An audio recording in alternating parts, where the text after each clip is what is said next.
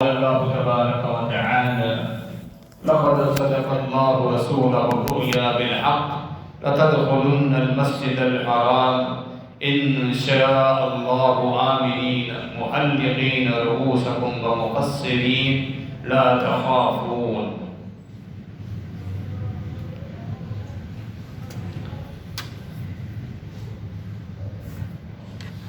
نبی مکرم جناب محمد رسول اللہ صلی اللہ تعالی علیہ وسلم خاتم النبیین ہیں.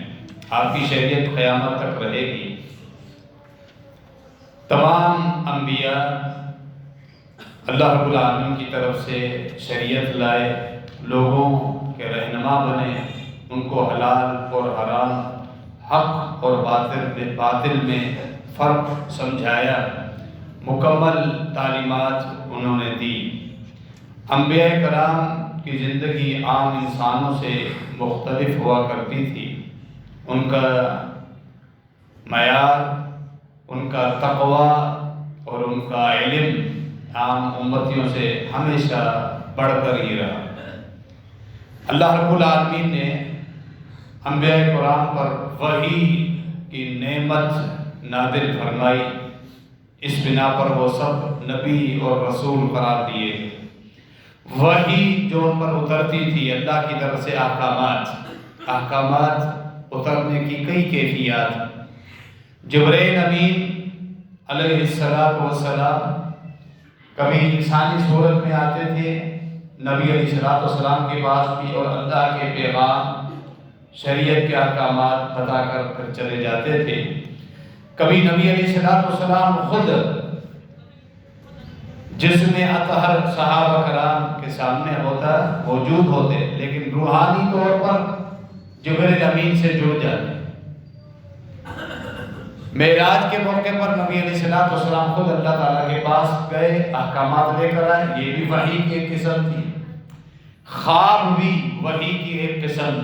انبیاء کرام کو جو خواب آتے تھے وہ اللہ کی طرف سے احکامات ہوتے تھے. اسی لیے انبیاء کے جو خواب تھے وہ عام انسان کی طرح نہیں تھے. عام انسانوں کو بھلے اہل ایمان ہوں، ان کو جو خواب آتے ہیں اللہ کی طرف سے بشارت بھی ہو سکتی ہے، خوشخبری بھی ہو سکتی ہے، لیکن 100% تیقن اور یقین سے کوئی یہ دعویٰ نہیں کر سکتا. لیکن انبیاء کرام پر جو خواب آتے تھے وہ 100% وحی الہی تھے. خواب بھی شریعت تھے، انبیاء کے خواب بھی شریعت ہیں اور احکامات. نبی علیہ السلام ام المومنین ہم سب کی والدہ عائشہ رضی اللہ عنہ، ان سے نکاح کرنے سے پہلے 2 مرتبہ جبرائیل امین نے خواب میں آپ کو بشارت دی کہ یہ دنیا میں بھی آپ کی بیوی ہے اور آخرت میں بھی آپ کی بیوی رہے. محدثین پر قربان جاری ہیں. انبیاء کرام کی سیرت کو اس قدر سامنے رکھا، ایک ایک مسئلے سے شرعی مسئلہ، ایک ایک حدیث سے شرعی مسائل کا استنباط کیا. امام بخاری رحمہ اللہ نے اس حدیث سے یہ مسئلہ قائم کیا جس پر تمام محدثین نے اتفاق کیا کہ جہاں نکاح کا ارادہ ہو، ایک مرد کا کسی گھر رشتے کا پیغام بھیجا ہے، باقی معاملات سب مکمل ہو گئے، اس کے بعد اس کی اجازت ہے کہ وہ لڑکا لڑکی کو دیکھ سکتا ہے.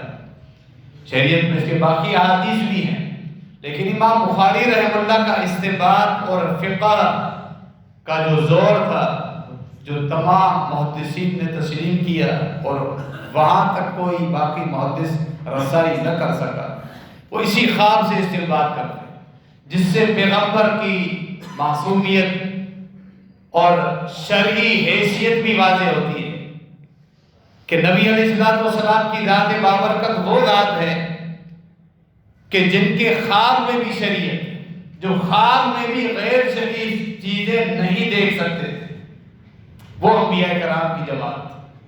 خواب میں بھی معصوم، یہ مقام ہے، مرتبہ ہے. اگر کسی خاتون کو نکاح سے پہلے دیکھنا حرام ہوتا، نبی علیہ السلام خواب میں بھی عائشہ رضی اللہ عنہا نے، لہذا کتاب النکاح میں یہ عنوان قائم کیا کہ جہاں بات مکمل ہو جائے تو پھر آخری مرحلہ یہ ہے کہ یہ ایک دوسرے کو دیکھ، لوگوں گھر والے ساتھ ہوں اور ایک دوسرے کو دیکھ لیں جس سے وہ مطمئن ہو جائیں۔ شریعت نے اس کی اجازت دی ہے۔ نبی علیہ السلام نے خواب میں عائشہ رضی اللہ عنہا کو دیکھا۔ اس آج کل کے اس مروجہ ماحول میں یہ بھی ایک مسئلہ ہے کہ جہاں بات شروع ہوتے ساتھ ہی یا تو رشتہ کرانے والی کچھ خواتین ہوتی ہیں، فوراً اس لڑکی کی تصویر لڑکے کے گھر والوں کے پاس بھیج دی جاتی ہے۔ حالانکہ یہ جلد بازی۔ پہلی بات ہے کہ تصویر میں آج کل کئی آرٹیفیشل مسائل پیدا ہو چکے ہیں۔ فلٹر کرنے کے بعد تصویر کو خوبصورت بنانا بالکل آسان ہو چکا ہے۔ جب شریعت میں حقیقی طور پر فزیکلی ایک دوسرے کے سامنے وہ بیٹھ سکتے ہیں تو پھر تصویر بھیجنے کی کیا ضرورت ہے؟ اور پھر دیکھنے کا مرحلہ بھی کب ہے؟ جب باقی ساری باتوں میں دونوں گھر فیملیز راضی ہو چکی ہیں۔ یہ نہیں کہ بات ابھی شروع ہی ہوئی آپ تصویر بھیج دیں۔ پھر موبائل فون پر تصویر بھیجنے کے نقصانات، لازمی تو نہیں ہے کہ جس لڑکے کے پاس آپ نے تصویر بھیجی ہے وہ دیکھنے کے بعد ڈیلیٹ کر دے گا۔ یہ بھی ہو سکتا ہے اس سے آگے فارورڈ ہو جائے، یا شیطان اس کو اکسائے، یا کسی غلطی سے بھی آگے فارورڈ ہو جائے اور باپردہ ایک خاتون ہو اور اس کی تصویر وائرل ہو جائے۔ آج کل جو شیطانی چیلے ہیں یہ اس طرح کا کام فساد پھیلانا ان کا شیوا بن چکا ہے۔ لہذا یہ الگ علیحدہ ضمنی ایک بات آ گئی، آپ کے سامنے وضاحت کر دی۔ جہاں پہ رشتہ داری کی یہ بات چل رہی ہو فزیکلی ایک دوسرے کے سامنے ان کو بٹھائیں، لیکن کب؟ جب باقی باتوں سے آپ مطمئن ہو چکے ہیں۔ آخری مرحلہ جلد بازی میں نہیں۔ انبیاء کرام کا خواب اللہ رب العالمین کی طرف سے ایک وحی ہوتی تھی۔ نبی علیہ السلام نے معراج کے موقع پر تو حقیقی جسم اطہر سمیت کئی مناظر دیکھے، انبیاء کرام کی امامت کروائی، ساتوں آسمانوں پر گئے، اللہ رب العالمین سے عرش پر ملاقات ہوئی۔ صحیح راجع قول کے مطابق اپنی اس جسمانی آنکھوں سے اللہ تعالیٰ کو نہیں دیکھا، گفتگو ہوئی، کلام ہوا، باتیں سنی۔ صحیح مسلم کی حدیث میں صراحت ہے، آپ سے پوچھا گیا اتنا اللہ تعالیٰ کے آپ قریب گئے؟ سدرۃ المنتہا جو فرشتوں کے سردار کی بھی آخری حد ہے وہ بھی آگے نہیں گئے۔ اللہ نے ان کے بھی اوپر آپ کو بلایا عرش پر۔ ہل رأیت ربک، اپنے رب کو دیکھا؟ فرمایا نور انا ارا، اللہ تعالیٰ کی ذات سراپا نور ہے، میں بھلا اسے کیسے دیکھ سکتا؟ بالکل وضاحت۔ سیدہ عائشہ رضی اللہ عنہا کا بھی یہی موقف تھا کہ نبی علیہ السلام نے آنکھوں سے اللہ تعالیٰ کو دیکھا۔ یہ اتنا بڑا شرف سیدنا موسیٰ علیہ السلام نے دنیا میں یہ شرف حاصل کرنے کی خواہش کی، اللہ نے فرمایا لن ترانی، آپ نے نہیں دیکھ سکتے۔ یہ شرف اللہ نے محفوظ کر کے رکھا ہے اہل جنت کے۔ اللہ رب العالمین کی ذات بابرکت کا نام الباطن بھی چھپا ہوا، ایسا چھپا ہوا کسی مخلوق نے آج تک اس کو دیکھا نہیں، اور فرشتوں نے بھی اس کو نہیں دیکھا، کسی پیغمبر نے بھی اس کو نہیں دیکھا۔ یہ شرف کتنا بڑا شرف ہوگا، کتنی بڑی نعمت ہوگی جو اہل جنت کو نصیب ہوگی، سب سے بڑی نعمت۔ صحیح مسلم میں یہ صراحت ہے، اللہ رب العالمین اہل جنت کو جنت میں بھیجنے کے بعد جب وہ مشغول ہو جائیں گے، مصروف ہو جائیں گے اپنی نعمتوں میں، اللہ رب العالمین اپنے نورانی پردوں کو ہٹائے گا، اللہ رب العالمین کے چہرہ مبارک پر ان کی نظر پڑے گی تو دنیا کی جنت کی ساری نعمتیں انہیں کم تر محسوس ہو، اتنی بڑی نعمت۔ اللہ رب العالمین ہم سب کو یہ نعمت نصیب فرمائے۔ معراج کے موقع پر بھی نبی علیہ السلام نے کئی مناظر دیکھے۔ اس کے علاوہ خواب میں انبیاء کا خواب بھی وہی ہوتا۔ نبی علیہ السلام نے کئی مرتبہ جنت کے مناظر بھی دیکھے، عمر بن خطاب رضی اللہ تعالیٰ عنہ کا محل دیکھا، ام سلیم اور امیسہ رضی اللہ عنہ جنت میں وضو کرتے ہوئے دیکھا، بلال حبشی رضی اللہ تعالیٰ عنہ کے چلنے کی پاؤں کی آہٹ سنی۔ کئی مناظر جو نبی علیہ السلام نے دنیا میں خواب کی صورت میں دیکھے، جو کہ حقیقت، کیونکہ وہ وحی کی قسم۔ صلاۃ الکسوف پڑھاتے ہوئے جنت کے باغات سامنے آ گئے، پھل، وہاں انگور کے جب باغات آئے تو فرمایا میں نے چاہا چند قدم میں آگے بڑھا، صحابہ نے دیکھا اگلی صف میں سامنے نظر پڑتی ہے کہ آپ چند قدم آگے گئے اور ہاتھ سے کوئی چیز تناول فرما رہے تھے. پھر تھوڑی دیر کے بعد آپ 3-4 قدم واپس پیچھے آ گئے اپنے مصلے پر. فراغت کے بعد جب نماز سے فارغ ہوئے بتایا اللہ نے میرے سامنے جنت کے مناظر کر، میں نے جنت میں انگور کے باغات دیکھے، سوچا ایک گچھا انگور کا وہ توڑ لوں، تناول کروں اور وہ تمہارے پاس میں آؤں. اگر ایسا ممکن ہوتا وہ آ جاتا. مدینہ والوں تم وہ کھاتے رہتے ساری زندگی بھر، وہ کبھی ختم نہیں ہوتا، کیونکہ جنت کی نعمتیں ختم ہونے والی نہیں، یہ دنیا کی نعمتیں ختم ہو جائیں گی. ما عندکم ینفد وما عند اللہ باق. قرآن تمہارے پاس جو کچھ بھی ہے، یہ بادشاہات، یہ نعمتیں، آسانیاں، دنیاوی سہولتیں، جتنی بھی نعمتیں ہیں یہ سب چھن جائے گی، ختم ہو جائیں گی. اللہ کے بعد جو جنت ہے اس کی نعمتیں کبھی ختم نہیں، وہ ہمیشہ رہنے والی نعمت ہے. فرمان میں پیچھے اس لیے آیا، اس جنت کے مناظر کے بعد اللہ رب العالمین نے پھر مجھے جہنم کے مناظر بھی دکھائے. جب جہنم کے کنویں کی گہرائی میں نے دیکھی، اس کی آگ کی تیزی اور تپش میں نے دیکھی، میں ڈر کے مارے پیچھے آیا. فرمایا ما رأیت کالخیر قط وما رأیت کالشر قط. جنت جیسی خیر اور عمدگی، نفاست، شادمانی فرمایا کہیں بھی نہیں. ایسی خیر کہیں جو جنت کے باغات اور محلات پرسکون اور نعمتوں بھری بادشاہت والا جو ماحول ہے، فرمایا کہیں میں نے ایسی خیر نہیں، ایسی بادشاہت کہیں. فرمایا پھر جو جہنم کی آگ اور مختلف عذابوں کا ماحول جو کیفیت ہے، فرمایا ایسا شر، ایسا عذاب اللہ رب العالمین نے کہیں نہیں رکھا جو جہنم میں رکھا. اللہ ہم سب کو جنت الفردوس نصیب فرمائے. جہنم کے عذابوں سے اللہ رب العالمین ہمیں محفوظ رکھے. قیامت کے دن جہنم کی گرم ہواؤں سے بھی، گرم لو سے اللہ ہم کو محفوظ رکھے. کئی مرتبہ نبی علیہ السلام نے جنت کے مناظر بھی دیکھے. نبی علیہ السلام کو مجرمین پر، گنہگاروں پر ہونے والے عذاب بھی دکھائے گئے، جہنم میں جنہیں عذاب دیا جائے گا. ایک لمبی حدیث جو کہ صحیح بخاری کے اندر موجود ہے، اس میں باقاعدہ نبی علیہ السلام نے مختلف گنہگاروں پر ہونے والے عذاب نبی علیہ السلام کو دکھائے گئے. شہداء جو جہاد کرتے ہوئے شہید ہو جاتے ہیں ان کی جنت بھی دکھائی گئی. عام اہل ایمان کی جنت بھی دکھائی گئی. یہ ایمان افروز احادیث جب ہم پڑھتے ہیں تو جنت میں ایمان بڑھ جاتا ہے. جہنم پر بھی ہمارا ایمان مضبوط ہو جاتا ہے، جس سے ہم انسان کا یہ دل کرتا ہے میں نیکیوں میں اضافہ ہونا چاہیے اور گناہوں اس کو میں چھوڑ دوں، نفرت کروں، تاکہ جنت جیسی بادشاہت کا میں وارث ہو جاؤں. جو آیت پڑھی اس آیت کا بھی یہی مفہوم. غزوہ حدیبیہ، صلح حدیبیہ، خواب دکھایا گیا سورہ فتح کی جو میں نے آیت پڑھی. لقد صدق اللہ رسولہ الرؤیا بالحق. اللہ تعالیٰ نے اپنے پیغمبر کو سچا خواب دکھایا اور پورا کر کے رہے گا کہ تم مسجد حرام میں امن کے ساتھ داخل ہوگے، تم اپنے سر منڈوا بھی رہے ہوگے اور بال کٹوا بھی رہے ہو، دونوں.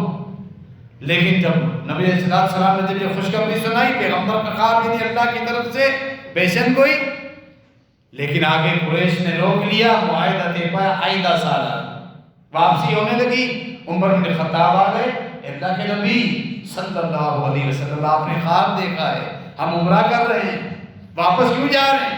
یہ سوال کیوں تھا؟ نبوت کا خواب اللہ کی طرف سے وہی ہے، وہ کبھی بھی غلط نہیں ہو سکتا. واپس کیوں جا رہے ہیں؟ فرمایا عمر خواب میں یہ وضاحت نہیں ہے کہ ہم اس سال عمرہ کریں، انشاءاللہ ہم اگلے سال جائیں گے.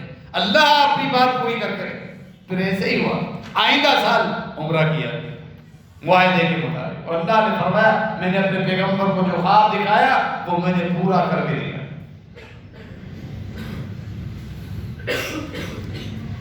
نبی علیہ السلام، صحیح بخاری کی جو حدیث آپ نے میں نے اشارہ دیا، سمرہ بن جندب رضی اللہ تعالیٰ عنہ اس کے راوی ہیں، وہ کہتے ہیں نبی علیہ السلام فجر نماز پڑھانے کے بعد ہماری طرف چہرہ مبارک فرماتے اور پوچھتے تم میں سے کسی نے خواب دیکھا ہے؟ اگر کسی صحابی نے خواب دیکھا ہوگا تو آقا علیہ السلام اس کی تعبیر بیان فرماتے۔ ایک مرتبہ اسی طرح پوچھا ہم میں سے کسی نے اپنا خواب کا ذکر نہیں کیا، یعنی کسی کو خواب نہیں، فرمایا اللہ نے مجھے خواب دکھایا، یعنی کہ اپنی وحی کے احکامات مجھ پر نازل فرمائے۔ فرمایا نبی علیہ السلام نے دو آدمی آئے میرے پاس، یعنی فرشتے جبرائیل اور میکائیل تھے، انسانوں کی صورت میں آئے میرے پاس اور مجھے لے کر جانے لگے۔ مجھ سے کہا کہ آپ چلیں۔ میں نے پوچھا کہاں جانا؟ انہوں نے کہا بس آپ چلیں۔ میں چلنے لگا، پھر میرے سامنے کئی طرح کے مناظر آئے اور دنیا ہی تبدیل ہو چکی تھی۔ پھر وہاں میں نے ایک آدمی کو دیکھا کہ جو لیٹا ہوا تھا اور دوسرا آدمی اس نے پتھر اٹھایا ہوا تھا۔ لیٹے ہوئے آدمی کو وہ زور سے بڑا پتھر اٹھا کے اس کے سر پہ مار رہا تھا، اس قدر زور سے اس کو پتھر مار رہا تھا کہ اس کا سر پورا چپک جاتا۔ پتھر اس کے سر کے لگنے کے بعد لڑک کے دور چلا جاتا، وہ جاتا پتھر دوبارہ لے کے آتا اور جب تک اس کا سر دوبارہ صحیح ہو جاتا دوبارہ اس کو پتھر مارتا۔ میں نے دیکھا کہ معاملہ اس کے ساتھ مسلسل چل رہا ہے۔ میں نے پوچھا کیا معاملہ ہے ان کا؟ انہوں نے مجھ سے کہا انطلق، آپ یہ نہ پوچھیں ان کا معاملہ کیا ہے، آپ آگے چلیں۔ پھر ہم آگے گئے، ایک اور منظر ہم نے دیکھا کہ ایک آدمی بیٹھا ہوا ہے، دوسرا اس کے سر پہ کھڑا ہوا ہے، اس نے لوہے کی زنجیریں اور گرز پکڑے ہوئے، لوہے کے گرز وہ اس کے چہرے میں ڈال رہا ہے، پھنسا رہا ہے، اس کے منہ کی باچھوں میں، ناک کے نتھنے میں اور آنکھ کے کونے میں اندر ڈال کے اس کے چہرے کی چمڑی کو کھینچ رہا ہے اور اس کے پورے چہرے کو پھاڑتا ہوا اس کی گدی تک لے کر آ رہا ہے۔ جب گدی تک لے کر آ رہا ہے اس کے بعد اسے ہی معاملہ چہرے کی دوسری جانب سے بھی کر، منہ کی دوسری بانچ، پھر ناک کا دوسرا نتنا اور پھر دوسری آنکھ کی کونے میں اندر گرز ڈال کے اس کے پورے چہرے کو پھاڑتا ہوا اوپر آ رہا ہے۔ میں نے تعجب کیا کہ لوہے کے گرز سے اس کو اس قدر اذیت ناک عذاب میں مبتلا کیا جا رہا ہے۔ میں نے پوچھا بتاؤ، انہوں نے مجھ سے کہا آپ آگے چلیں۔ پھر ہم آگے گئے، پھر ہمارے سامنے ایک تندور آیا۔ تیسرا منظر جو کہ ایک تندور، بہت بڑا تندور جو نیچے سے کھلا ہوتا ہے، تندور ایسے ہی ہوتا ہے نادی کی طرح، مٹکے کی طرح، نیچے پیٹ کھلا ہوتا ہے، اوپر منہ تنگ ہوتا ہے اس کا، ایسے ہم نے تندور دیکھا، آگ کا تندور جس میں روٹیاں پکائی جاتی ہیں، بہت بڑا تندور۔ مجھ سے انہوں نے کہا کہ آپ اندر جھانکے۔ جب میں نے اندر دیکھا وہاں بغیر کپڑوں کے مرد اور عورتیں تھیں جنہیں آگ جلا رہی تھی، وہ آگ میں لپٹے ہوئے تھے، آگ کا شعلہ انہیں نیچے سے اوپر لے کے آتا، یعنی آگ کے پریشر پہ ان کے جسم جلتے ہوئے سڑتے ہوئے اوپر آتے، لیکن تندور کے منہ میں پھنس جاتے، پھر آگ کا شعلہ نیچے جاتا، سب کے سب نیچے گر جاتے اور پھر دوبارہ یہ آگ کا شعلہ بھڑکتا اور انہیں جلاتا ہوا اوپر لے کر آتا، وہ تندور کے منہ میں پھنس جاتے۔ میں نے پھر پوچھا ان کا کیا معاملہ ہے؟ انہوں نے پھر دونوں نے مجھ سے کہا آپ آگے چلیں۔ پھر ہم نے چوتھا منظر یہ دیکھا کہ خون کی ایک نہر، دریا وہ چل رہا ہے، خون کی اس نہر اور دریا میں ایک آدمی تیر رہا ہے، غوطے کھا رہا ہے، دوسرا آدمی کنارے پر بیٹھا ہوا ہے، کنارے پہ پتھر رکھے ہوئے ہیں، وہ غوطے کھاتا ہوا آدمی جب مشکل سے اس خون کے دریا سے نکل کر کنارے پر آتا ہے تو کنارے پہ بیٹھا ہوا آدمی پتھر اٹھا کے اس کے منہ میں ٹھونس دیتا ہے، پھر وہ دوبارہ اس خون کے دریا میں گر جاتا ہے اسی طرح بوتے کھاتا رہتا ہے۔ یہ منظر پھر میں نے دیکھا۔ میں نے پھر پوچھا اب اس کا تو بتاؤ یہ اتنی مشقت اور عذابوں میں کیوں ہیں؟ انہوں نے مجھ سے کہا آپ آگے چلیں۔ میں پھر آگے گیا، کئی مناظر سامنے آ رہے تھے۔ ایک بہت بڑا آگ کا الاؤ دیکھا، بہت بڑی آگ دیکھی، ایک آدمی اس کے ارد گرد بھاگ رہا ہے۔ جو آدمی تھا وہ انتہائی وحشت ناک، اس کے چہرے سے وحشت ٹپک رہی، ڈراؤنی شکل کا انسان، وہ آگ کے آگے پیچھے بھاگ رہا ہے۔ میں نے پوچھا اس کا بتاؤ، کہا نہیں آپ ابھی آگے چلیں۔ اب پھر ڈراؤنے یہ مناظر دیکھے، اس کے بعد ایک سرسبز و شاداب باغ ہمارے سامنے آیا، سرسبز و شاداب، انتہائی گہرا سبز خوبصورت مہکتا ہوا باغ، فیہا من کل نور الربیع، جس میں بہار کے ہر رنگ موجود تھے، بہار کے ہر رنگ، جیسے شادبانی ہوتی ہے اور بہار میں ٹھنڈک اور چھاؤں اور آنکھوں کو سکون دینے والے مناظر ہوتے ہیں، اس طرح میں نے دیکھا۔ وہاں اس باغ کے اندر میں نے ایک آدمی کو دیکھا، باغ کے اندر لمبے قد کا آدمی، اتنا لمبا قد کہ وہ آسمانوں کی طرف اوپر اس کا قد جا رہا ہے، اس کا چہرہ مجھے نہیں نظر آ رہا، اتنا لمبا قد۔ اس آدمی کے ارد گرد اسی باغ میں چھوٹے چھوٹے بچے ہیں جو کھیل رہے ہیں، ادھر کھیل رہے ہیں ادھر کھیل رہے ہیں، سرسبز و شاداب خوبصورت مہکتا ہوا باغ، اس باغ کے اندر ایک لمبے قد کا آدمی اور اس کے ارد گرد چھوٹے بچے جو کھیل رہے ہیں، ادھر ادھر بھاگ رہے ہیں، بڑے خوش و خرم ہیں وہ بچے جن پر کوئی پریشانی نہیں۔ میں نے پوچھا بتاؤ یہ باغ کس کا ہے، یہ آدمی کون ہے، یہ بچے کون ہیں؟ انہوں نے مجھے کہا آپ آگے چلیں، ابھی نہیں بتایا۔ ہم پھر آگے گئے، ایک اور پھر باغ آیا، اس سے بھی بڑا باغ تھا، اتنا خوبصورت باغ جو پھلوں سے، درختوں سے، ہریالی سے، پانی آبشار بہتی ہوئی ندیوں سے انتہائی خوبصورت منظر دے رہا تھا۔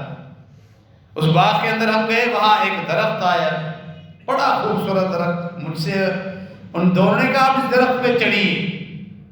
ہم چڑھ گئے اس درخت پر، جب چڑھ گئے درخت کی شاخوں پر چڑھنے کے بعد پھر میں نے دیکھا کہ وہاں باقاعدہ شاخوں میں ایک شہر بنا ہوا، کہ وہاں سے راستے جا رہے ہیں، محلات بنے ہوئے ہیں۔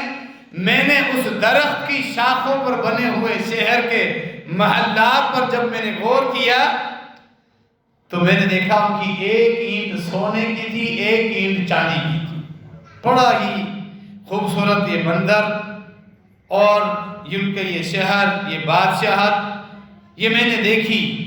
پھر اچانک اسی باقاعدہ شہر بن گیا، ہم جا رہے تھے، ہمارے سامنے میرے دائیں بائیں جبریل و میکائیل جو مجھے ابھی تک یہ سب کچھ دکھا رہے تھے لیکن کچھ بتا نہیں رہے تھے کہ یہ سارے مناظر ان کی حقیقت کیا ہے، جو کہ آخر میں وہ بتائیں گے۔ ہم پھر آگے گئے، ہمارے سامنے چند لوگ دوڑتے ہوئے آ رہے، میں نے دیکھا لوگوں کی ایک جماعت ہے، کافی لوگوں کی ایک جماعت ہے جو ہمارے طرف دوڑتی ہوئی آ رہی ہے۔ جب میرے وہ قریب آئے میں نے ان آدمیوں پر غور کیا، ان کا آدھا حصہ صاف و شفاف خوبصورت چمکتا ہوا، ان کے جسم کا آدھا حصہ صاف و شفاف چمکتا ہوا خوبصورت، جبکہ ان کے جسم کا دوسرا حصہ انتہائی کالا سڑا ہوا اور بیکار۔ دونوں فرشتوں نے، جبرائیل و میکائیل نے ان سب سے کہا کہ سامنے ایک نہر بہہ رہی ہے، تم جاؤ اس نہر میں کود جاؤ، ڈبکی لگاؤ۔ وہ سب کے سب دوڑتے اور اس نہر میں کود جاتے۔ نہر میں کودنے کے بعد یا غسل کرنے کے بعد وہ اس نہر کا پانی، نبی علیہ السلام نے فرمایا، دودھ کی طرح انتہائی سفید چمکتا ہوا وہ نہر کا پانی۔ واپس جب آئے تو میں نے دیکھا کہ وہ جو خراب حصہ تھا ان کے جسم کا وہ ختم ہو چکا تھا، پورا جسم صاف و شفاف چمکتا ہوا خوبصورت۔ یہ منظر میں نے دیکھا ہی تھا، میں ابھی اسی شہر میں، خوبصورت شہر میں وہ دونوں مجھے سیر کرا رہے تھے، دونوں نے مجھ سے کہا آپ اپنا سر مبارک تھوڑا اوپر تو کیجئے۔ میں نے اپنا سر اوپر کیا، مجھے ایک انتہائی خوبصورت محل دکھائی دیا۔ بارش کے دوران جو بادل بنتے ہیں ان بادلوں کی طرح انتہائی سفید رنگ کا محل میں نے دیکھا، مثل الرباب۔ یہاں انہوں نے مجھے بتایا دیکھتے ساتھ کہ میں نے انتہائی خوبصورت محل دیکھا، بارش کے دوران جب آسمان میں بادل بنتے ہیں اتنی خوبصورت، ان بادلوں کی طرح خوبصورت اور سفید۔ ان دونوں نے مجھ سے کہا یہ آپ کا گھر ہے، یہ جنت، یہ جو آپ دیکھ رہے ہو یہ محل یہ آپ کا ہے، یہ محل آپ کا ہے۔ اور جس علاقے میں آپ گھوم رہے ہو بظاہر تو درخت تھا لیکن یہاں شہر بن گیا۔ اللہ کی کئی جنتیں ہیں، جنت الفردوس بھی ہے، جنت المأوا بھی ہے، جنت النعیم بھی ہے، یہ جنت عدن، یہ جنت عدن کے مناظر ہیں جو آپ کو اللہ تعالیٰ نے دکھائے ہیں۔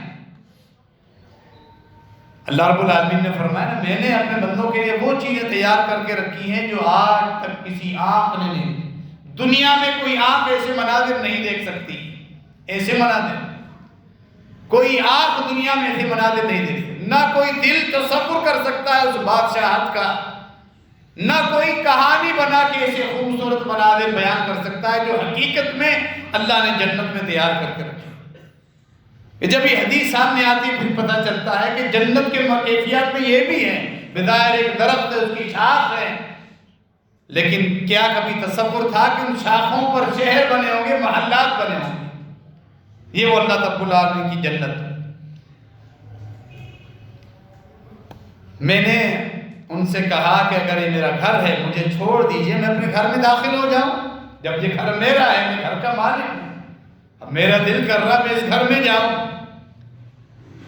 جبرائیل اور میکائیل نے کہا آپ ابھی داخل نہیں جاؤ، ابھی آپ پر بقی لک من عمرک شیء، دنیا میں آپ کی عمر بھی باقی ہے، جب تک آپ دنیا میں ہیں اس جنت کے بعد میں داخل نہیں ہوں۔ فتدخلوا، بالکل دنیا پہ چھوڑنے کے بعد آپ اس جنت میں داخل ہو جائیں۔ یہ مجھے انہوں نے کہا۔ اب اس کے بعد نبی علیہ السلام نے سے پوچھا مجھے اب تو بتاؤ یہ اتنے مناظر جو شروع سے میں دیکھتا ہوا آ رہا ہوں ان کی حقیقت کیا ہے؟ جبرائیل امین اور میکائیل نے کہا جی ہم اب آپ کو بتاتے ہیں۔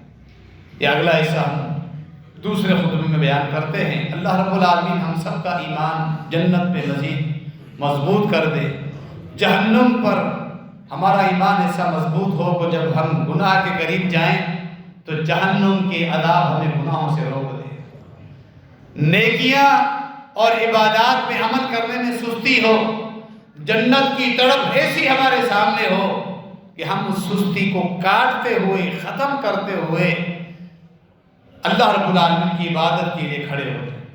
اللہ رب العالمین ہمیں اس کی توفیق عطا فرمائے، آمین۔ وما علینا الا البلاغ۔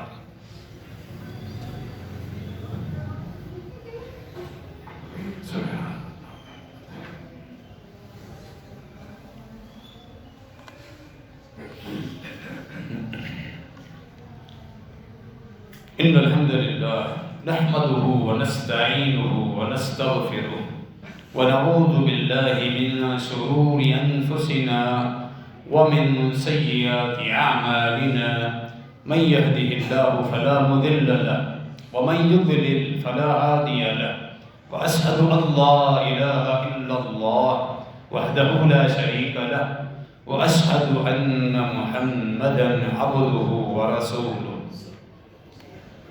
اسی لیے نبی علیہ السلام کی ایک حدیث بابرکت ہے صحیح بخاری میں، لو تعلمون ما اعلم لضحکتم قلیلا ولبغیتم کثیرا۔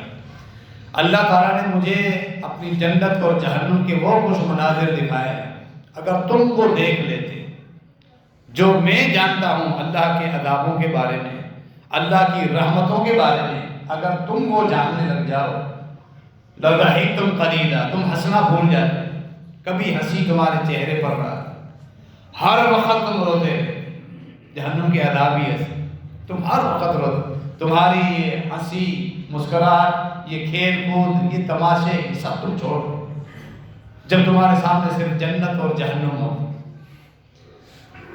اس حدیث کا جو دوسرا حصہ ہے، نبی علیہ السلام جب جبرائیل اور میکائیل سے پوچھتے ہیں مجھے بتاؤ میں نے جو کچھ دیکھا ہے ان کی وضاحت سے بتا، تو یہ بھی پتہ چلا اللہ کی طرف سے فرشتے نبی علیہ السلام کو مختلف چیزوں کے بارے میں جن کا تعلق دین کے ساتھ ہے، عبادات کے ساتھ ہے، نیکی اور گناہ کے ساتھ ہے، جب تک اللہ کی وحی نہیں اترتی نبی علیہ السلام اپنی طرف سے کچھ نہیں بولتے تھے۔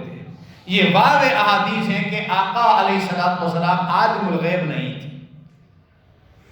کہ اللہ کی طرف سے جب تک وحی نہ، جبرائیل اور میکائیل نے بتایا نہیں، ابھی اللہ کے نبی علیہ السلام کو بھی معلوم نہیں کہ یہ جو اتنے عذاب مجرموں پر ہوتے ہوئے مجھے دکھائے گئے ان کا قصور کیا ہے۔ اب جبرائیل اور میکائیل بتائیں گے کہ ان کا کیا گناہ تھا، جن کو عالم برزخ میں گویا کہ یہ برزخ جو عذاب جن کا ذکر آگے آپ نے سنا اور ان کی وجہ آگے آ رہی ہے، یہ قبر کے معاملات، مرتے ساتھ ہی قبر میں جو عذاب شروع ہو جاتے ہیں، اور ہمارے ایمان کی بھی آزمائش ہے۔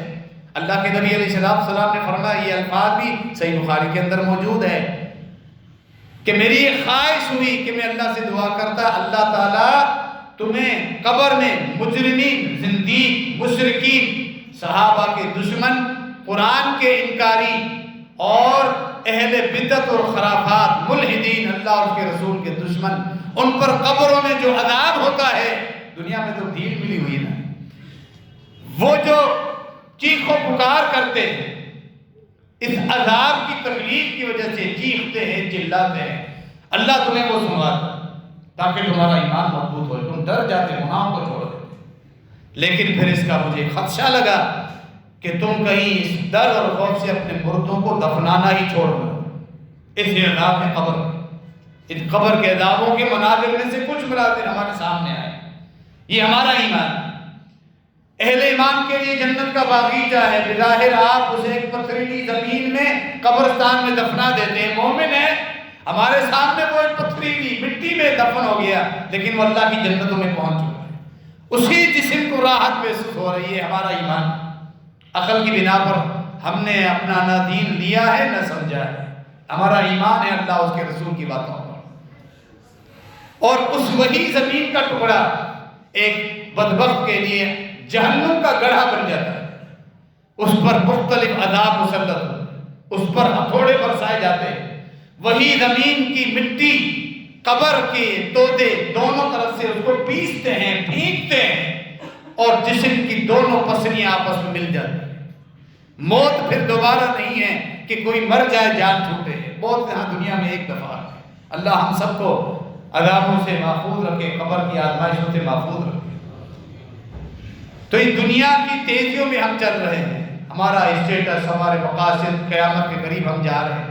اس ٹیکنالوجی میں تیزی کے ساتھ بڑھتی ہوئی دنیا، مال ہی مال، ہر آدمی کا مقصد مال کمانا، اپنے اولاد کو ترقی دینا، اپنے کاروبار کو ترقی دینا، دنیا بنانا، اپنی عزت مصنوعی بنانا۔ اس چکر میں ہم سب اپنے دین کو، اپنے رب کو بھول چکے ہیں، اللہ کے فرائض بھی یاد نہیں، حلال و حرام میں بھی فرق کرنا ہم بھول گئے، قرآن کے ساتھ تعلق ہم چھوڑ چکے، آخرت کی فکر ہم بھلا چکے کہ موت بھی آنی ہے، وہاں جو چیز کام آئے گی وہ ہمارے پاس ہے، زیادہ راہ ہے ہمارے پاس۔ دنیا کی اس تیزی نے، مقابلے نے ہمیں اللہ اور اس کے رسول سے دور کر دیا صلی اللہ علیہ وسلم، آخرت کی یادیں ہم سے بھلا دی گئی، ہم غافل ہو چکے ہیں۔ اللہ کے نبی علیہ السلام نے ان سے پوچھا مجھے بتاؤ، انہوں نے کہا پہلا آدمی جو آپ نے دیکھا جس کا سر کچلا جا رہا تھا، یہ وہ آدمی تھا جس کو قرآن کا علم تھا، عمل نہیں کرتا تھا۔ اس کے دو گناہ، علم تھا، عمل نہیں کرتا تھا۔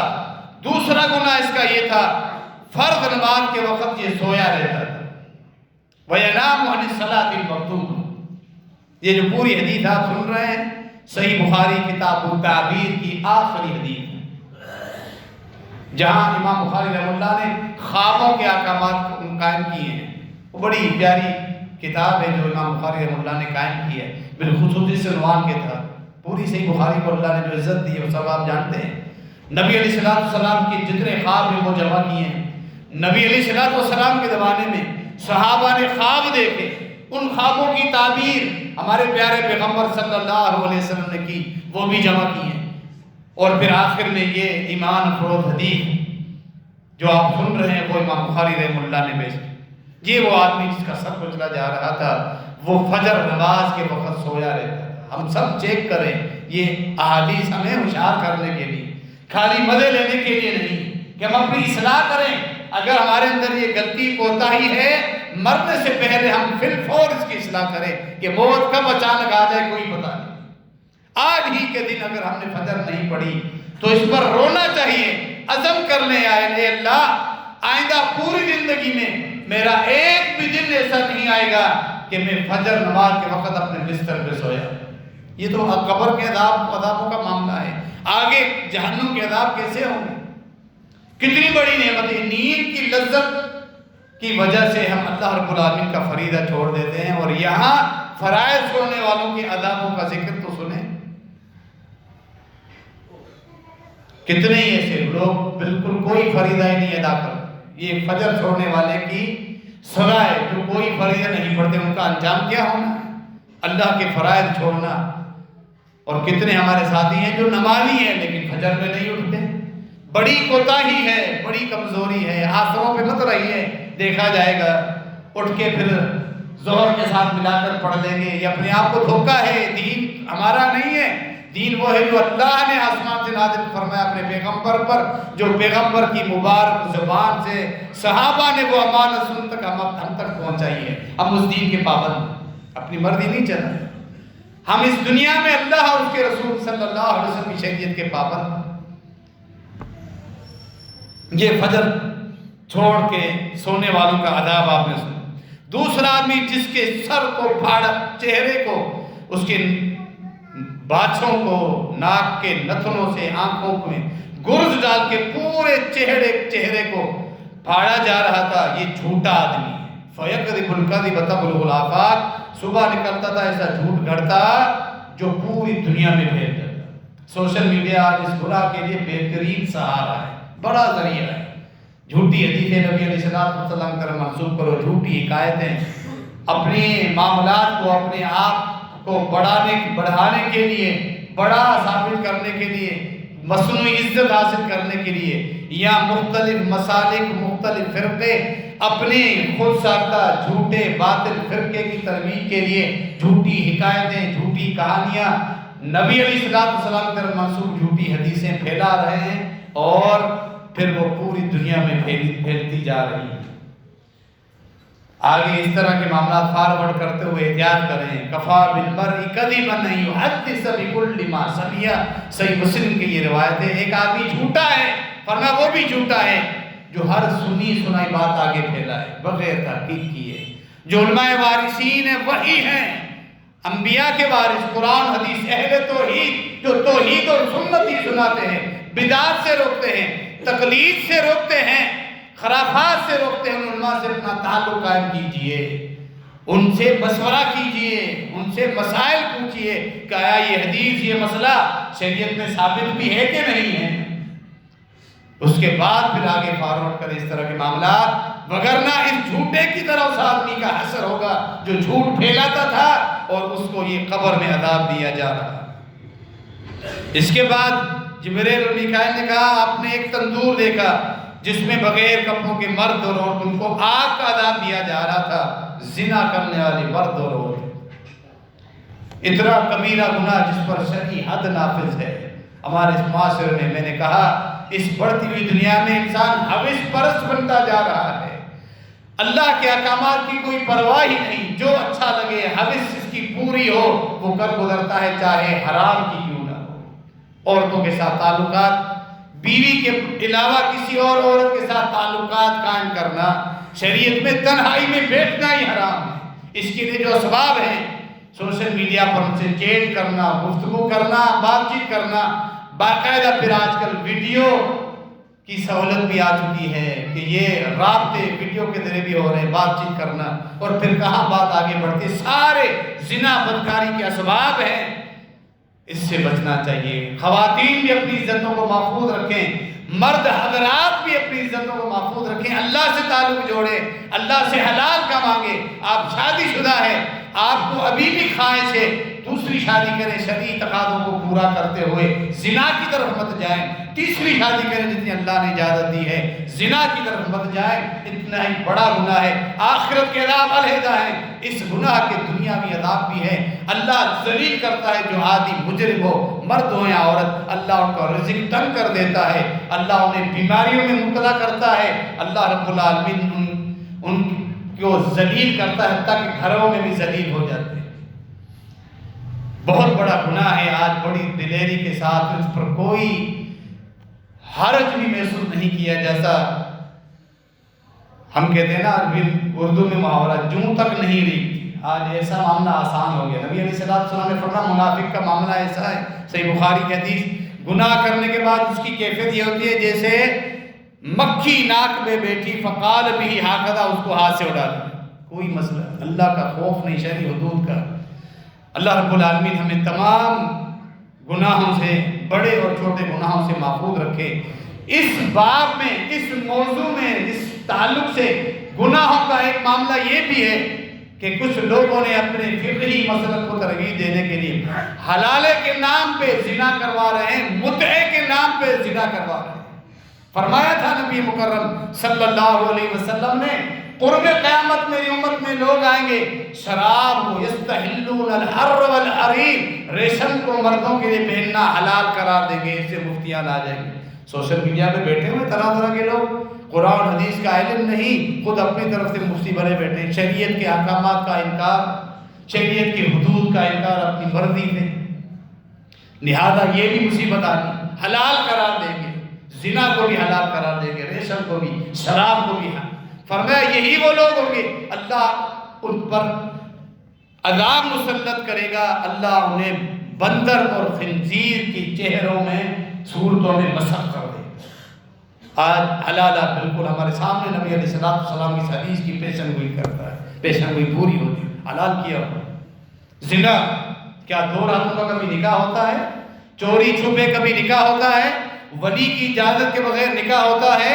کیا حق مہر کے بغیر کبھی نکاح ہوتا ہے؟ عارضی دو راتوں کا نکاح، یہ دھوکہ ہے جو مولیوں نے اپنی دکانیں کھولی اپنی حوث پوری کرنے کے لیے۔ فرمایا کہ ایسے لوگ آئیں گے جو زنا کو بھی حلال قرار دیں گے۔ اس کے بعد آپ نے ایک آدمی دیکھا جو خون کے دریا میں گوتے کھا رہا تھا، یہ سود خور تھا۔ پورا موضوع ہے سود کا، آج اس حدیث کی تشریح میں مختصر ہم کچھ باتیں کر سکتے ہیں۔ سود کتنا بڑا گناہ ہے، اللہ اور اس کے رسول کے ساتھ جنگ، اور فرمایا کہ میں سود کو برباد ہی کرتا ہوں، اللہ برکتیں اٹھا دیتا ہے۔ کئی معاملات ہیں، مختلف صورتوں میں سود ہمارے معاشرے میں گردش کر رہا ہے، مختلف صورتوں میں ہر آدمی اس میں پھنسا ہوا ہے، کوئی چاہتے ہوئے کوئی نہ چاہتے ہوئے۔ کاروباری معاملات میں، قرض کی لین دین کے معاملات میں کئی ایسی صورتیں ہیں جو سودی ہے، لوگ زبردستی انہیں حلال کرنے کی کوشش کرتے ہیں۔ کیوں یہ خون کے دریا میں کیوں ڈبکیاں کھا رہا ہے؟ یہ سود خور، کیونکہ قرض دینے والا ہمدردی کرتا ہے، جو کوئی فائدہ نہیں اٹھاتا، اللہ سے اجر کی امید رکھتا ہے۔ سود خور چاہتا ہے کہ میں اس کو مجبوری میں کام آنے کے بجائے اس کی مجبوری کا فائدہ اٹھاؤں، اس کا خون چوس لوں۔ یہ لوگوں کا خون چوستا ہے، اس کے منہ میں پتھر کیوں ٹھوسے جاتے ہیں؟ یہ مال کا پجاری ہے، اس کا پیٹ پتھر ہی بھرتے ہیں، اسی لیے یہ عذاب اس کو دیا جائے گا۔ اس کے بعد بتایا گیا آپ نے ایک بہت بڑی آگ دیکھی، آگ کے ارد گرد ایک آدمی ادھر ادھر بھاگ رہا ہے، یہ جہنم کا خازن، جہنم کا داروغہ مالک ہے۔ اس کی کبھی ڈراؤنی شکل، ہیبت ناک شکل آپ نے دیکھی جب سے اللہ نے اس کو پیدا کیا ہے۔ جہنم کو اس نے دیکھا ہے، اس کو پتا نہیں کہ ہنسی کیا ہوتی، اس کے چہرے پہ کبھی مسکراہٹ نہیں، جہنم کے عذاب کو دیکھ رہا ہے۔ اس میں جنات اور انسانوں کو ٹھوسا جائے گا، ان کا حشر کیا ہوگا، یہ خود کبھی ہنستا نہیں۔ یہ اب اسی لیے دیکھیں اس کی ڈراؤنی صورت، مالک جو جہنم کا خازن ہے، داروغہ ہے۔ اس کے بعد آپ نے ایک باغ دیکھا جس کے اندر لمبے قد والا آدمی، یہ ابراہیم علیہ السلام کو آپ نے جنتوں میں دیکھا، لمبے قد سے مراد خواب میں آپ کسی کو دیکھتے لمبا قد، رفعت اور بلندی، اللہ نے بڑی عزت دی ابراہیم علیہ السلام کا مقام، اللہ کے یہاں بڑا مقام ہے ان کا، لمبے قد والا آدمی۔ چھوٹے چھوٹے بچے، یہ نابالغ فوت ہونے والے بچے، صحابہ نے یہاں رک کر سوال کیا اللہ کے رسول چھوٹی عمر میں فوت ہونے والے بچے اگر مشرکین کے ہوں، فرمایا وہ اولاد المشرکین، وہ بھی ابراہیم علیہ السلام کے ساتھ جنت میں، مشرکین کے بچے نابالغ فوت ہیں، چھوٹے بچے بلوغت سے پہلے، مسلمانوں کے بچے ہوں یا مشرکین کے بچے، وہ جنت میں، یہ صحیح انشاءاللہ جنت میں صحیح اور راجح قول ہے۔ اولاد جب چھوٹی عمر میں فوت ہو جائے، اللہ ہم سب کو آزمائش سے محفوظ رکھے، انسان کا کمزور ہے، اولاد انسان کے جسم کا ٹکڑا ہے، بہت بڑا صدمہ ہے، برداشت کرنا مشکل ہے بالخصوص والدین کے لیے، لیکن ان کے لیے تسلی بھی ہے، صبر بھی ہے کہ دنیا کا آزمائشوں سے نکل کر تمہارا یہ بچہ اللہ کی جنتوں میں، ابراہیم علیہ السلام کے بعد یہ تسلی ہے، اللہ کی جنتوں میں چلا گیا۔ بالغ ہونے کے بعد تو آزمائش سے پتہ نہیں جنت ملے گی کہ نہیں، اب تو پکا انشاءاللہ جنت ہی ہے، تسلی۔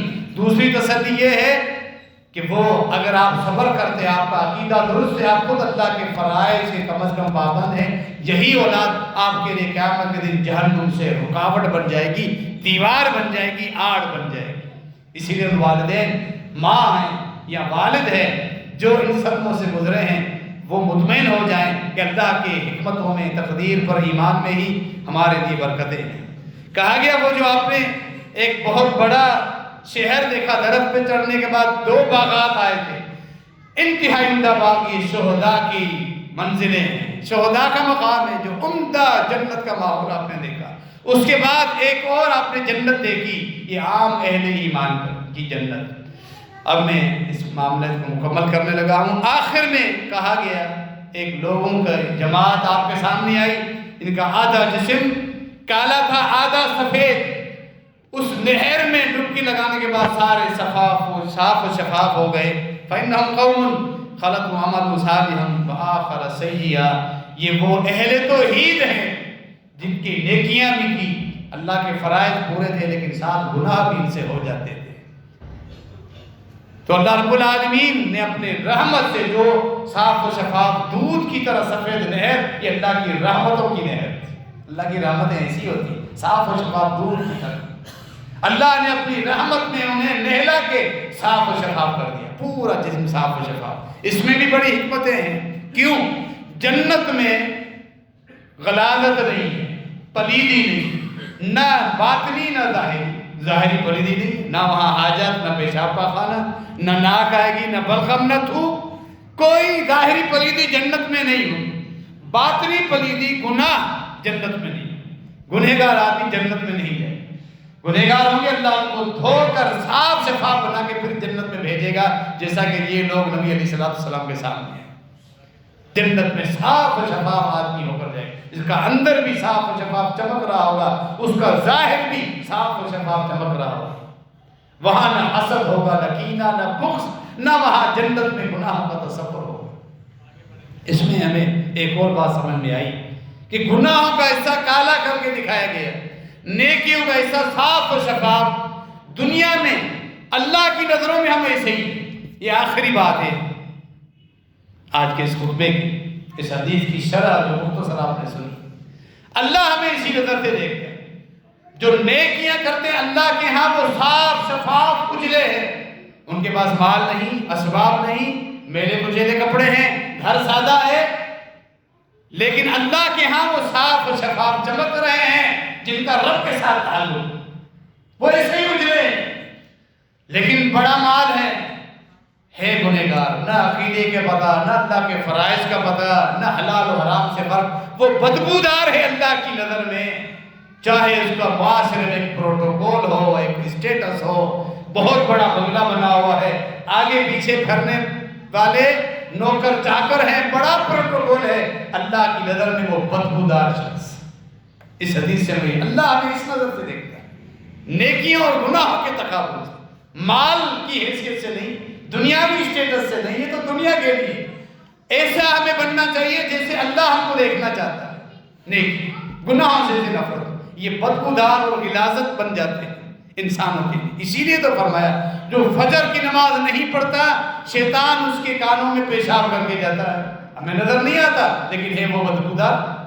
بھلے وہ اٹھ کر غسل کر کے بہترین کپڑے پرفیوم لگا کر باہر نکلے لیکن اس کے کانوں میں پلید شیطان کا پیشاب پڑا.